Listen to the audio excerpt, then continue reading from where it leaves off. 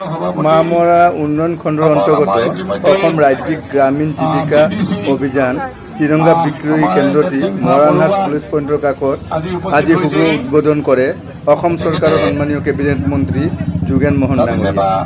তাৰ পিছত তেওঁ মৰাণত এক বিশাল তিৰংগা যাত্ৰাত অংশগ্ৰহণ কৰে।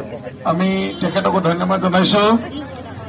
মূল কথাই হ'ল আমি আজি শুভ মুহূৰ্তত স্বাধীনতা সংগ্ৰামৰ যি মহাত্মা গান্ধীৰ নেতৃত্বত চলিছিল অহিংসা আন্দোলনত প্ৰাণ আহুতি দিয়া যিসকল বীৰ যিসকল দেশপ্ৰেমৰ ভাৱেৰে আমাৰ যিখন প্ৰাণ বলিদান দিলে আটাইকে আমি মুকুন্দ কাকতি, দুলীয়া বৰুৱা, পিয়লি ফুকন, গোমধৰ কোঁৱৰ আটাইকে আমি আজি শ্ৰদ্ধাৰে স্মৰণ কৰিছোঁ।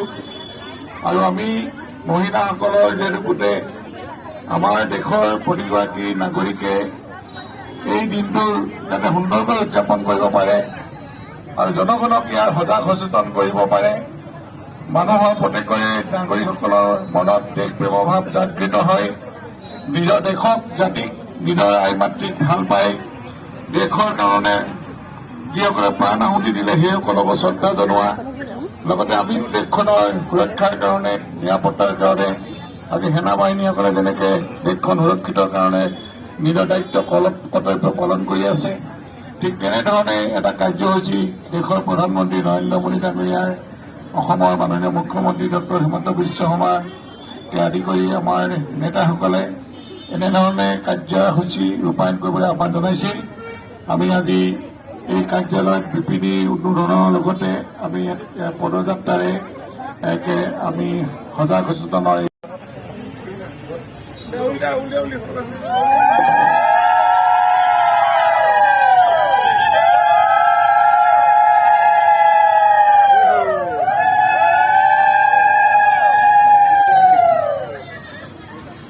হৈ গ'ল।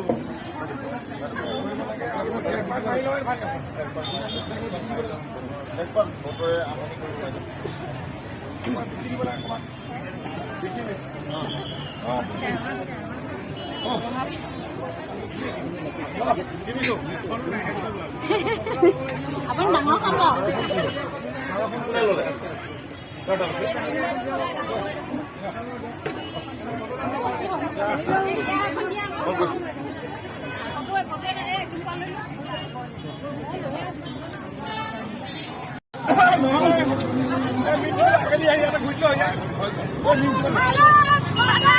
জয়